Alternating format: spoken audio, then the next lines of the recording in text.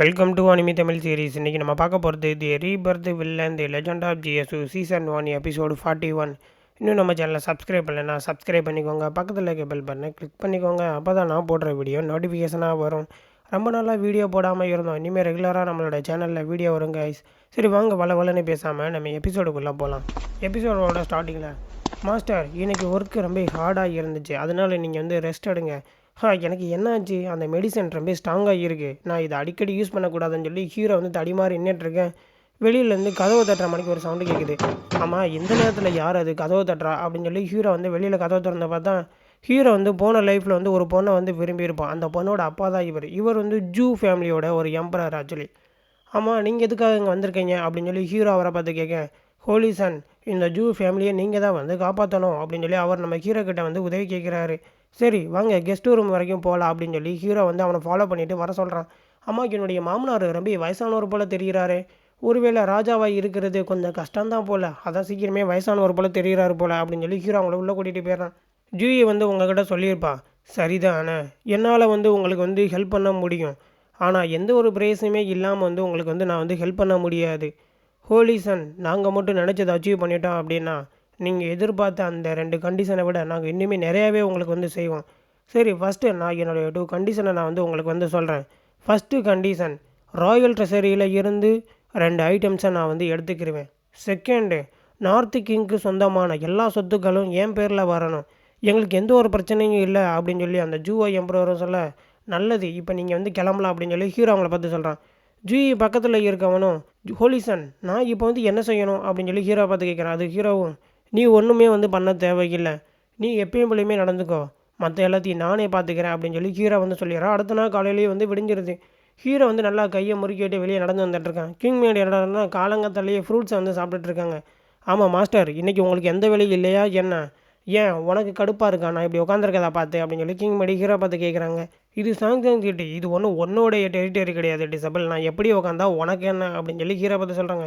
Master என் கிட்டே எப்படிலாம் வந்து விளையாடாதீங்க, உங்களுடைய அளவு கொஞ்சம் குறைஞ்சது மாதிரி இருக்கே அப்படின்னு சொல்லி ஹீரோ வந்து மாஸ்டர் கிட்ட வந்துட்டு கிண்டல் பண்ணுறான். நீ இங்கேருந்து கிளம்பு சூ அப்படின்னு சொல்லி அவங்க கையை வச்சு ஹீரோ பார்த்து சொல்கிறேன். இந்த உமனை சமாளிக்கிறது ரொம்ப கஷ்டமான வேலையாக இருக்குடா. சிஸ்டர் ஹூவா இப்படி இருக்க மாட்டாங்கன்னு நான் வந்து நினைக்கிறேன்.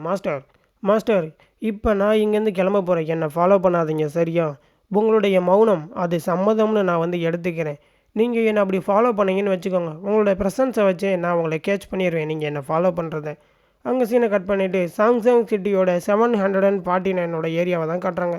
ஹீரோ அங்கே போனால் ஹீரோ வந்து ஒரு பொண்ணு வந்து வரவே இருக்கிறா, நீங்கள் உள்ளே வாங்க அப்படின்னு சொல்லி.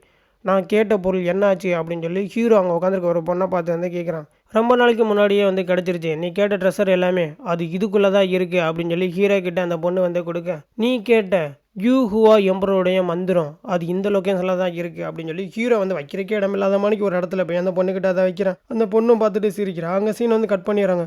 அங்கே சீனை கட் பண்ணிவிட்டு சாங்சிங் நார்த்து கிங்கோடைய பிளேஸோடைய சீக்ரெட் பேஸ்மெண்ட்டை தான் கட்டுறாங்க. அங்கே என்னடான்னா அந்த நார்த்து கிங்கவே வந்து ஒருத்தன் தலையில் செயினில் கட்டி தொங்க விட்டு ஒரு 9 வால் நரி முன்னாடி நிற்கிறான்.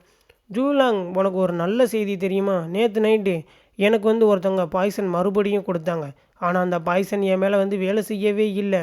லார்ட் ஆஃப் 1000 ஃபேஸ், உனக்கு என்ன வேணும் அப்படின்னு சொல்லி அந்த கிங்கும் கேட்க, எனக்கு என்ன வேணும்னா கேட்டேன், இந்த கிரேட் மிங்க்கு நான் எம்பரர் ஆகணும், அது மட்டும் எனக்கு போதும். உனக்கு ஒன்று தெரியுமா, உன்னுடைய பையன் அவன் பிரின்ஸ் ஆகணும்னு வந்து ஆசைப்பட்றான், நான் அவனுக்கு உதவி செய்யக்கூடாதா என்ன, என்னோட முட்டாள் மகனே அப்படின்னு சொல்லி அந்த கிரேட் மிங் எம்பரர் அவர் நினைக்கிறாரு.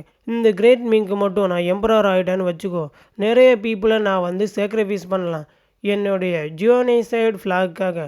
ஒன்ஸ் நான் என்னுடைய ஸ்பிரிட் எல்லாத்தையும் அவக்கிங் பண்ணிட்டா போதும் அப்படின்னு சொல்லி வில்லத்தனமாக சிரிச்சிட்ருக்கான்.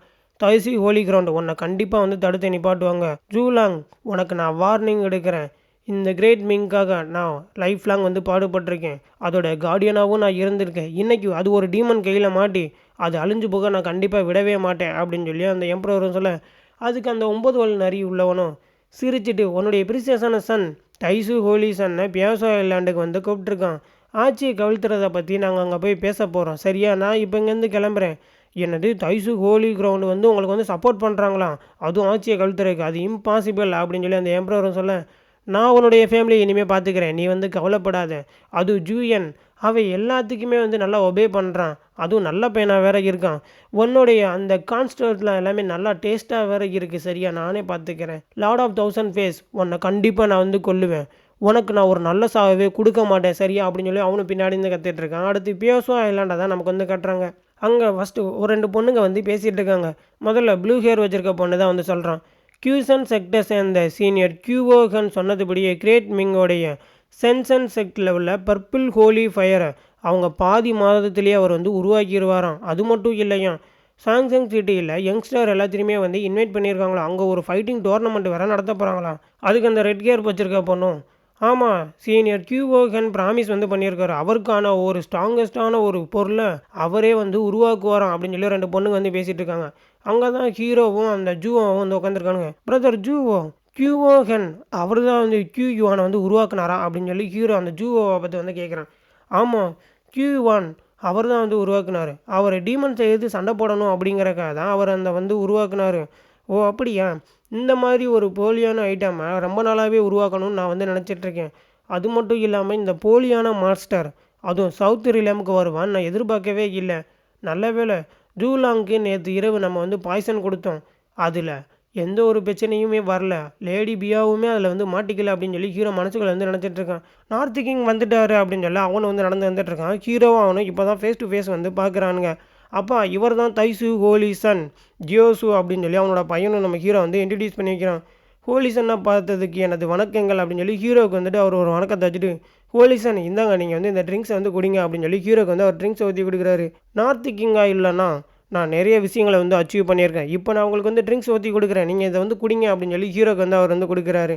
ஆமாம், இந்த நார்த் கிங்கை பார்க்குறப்போ ஒரு டீமனை நான் வந்து ப்ரெசன்ஸ் பண்ணுற மணிக்கு எனக்கு ஃபீல் ஆகுது. பாய்சன் ஃபெயில்டானல் ஆச்சரியப்படுறதுக்கு ஒன்றுமே கிடையாது, ஏன்னா அது ஒவ்வொருத்தவங்களுடைய ஸ்கில்லை பொறுத்து தான் அது வந்து வேலை செய்யும். ஹோலிசன், என்னுடைய பையன் உங்ககிட்ட வந்து டிஸ்கஸ் பண்ணதை பற்றி நீங்கள் வேறு யார்கிட்டையாவது சொன்னீங்களா என்ன?